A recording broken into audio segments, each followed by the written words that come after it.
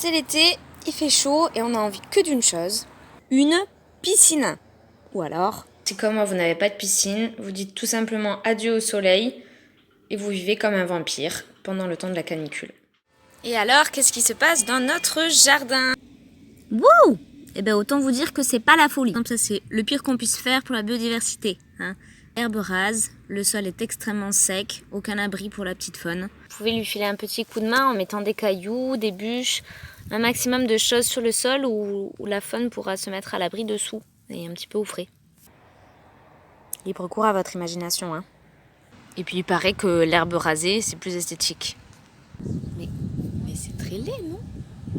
Je comprends pas.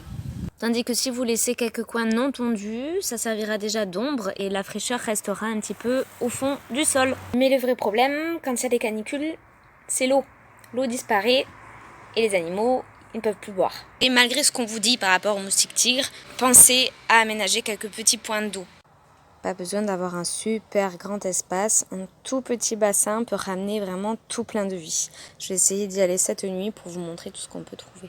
Hop, des petits crapauds bébés alites accoucheurs.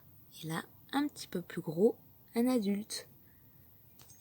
Beaucoup de petits invertébrés vont se réfugier sous les pierres proches de l'eau.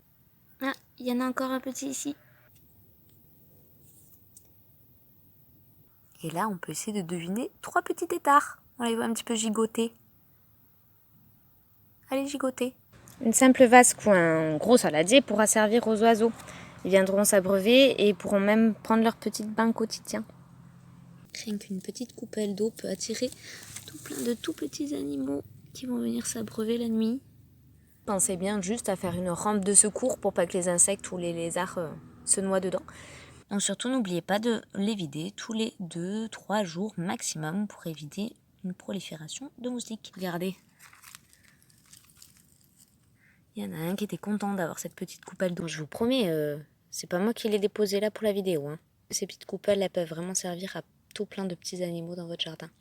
Bon allez, je le laisse tranquille. Je vois que je le stresse un petit peu avec le flash. Bonne nuit petit hérisson. Le pauvre, je l'avais même pas vu quand je me suis approchée. Du coup, il est tout apeuré. Ah voilà. En plus, il existe plein de plantes aquatiques qui sont super jolies. Regardez cette belle fleur de nénuphar. Petite fontaine d'eau pour le petit bruit, pour oublier la circulation qui passe à côté. Et voilà, le tour est joué. On fait du bien à la biodiversité et à nous.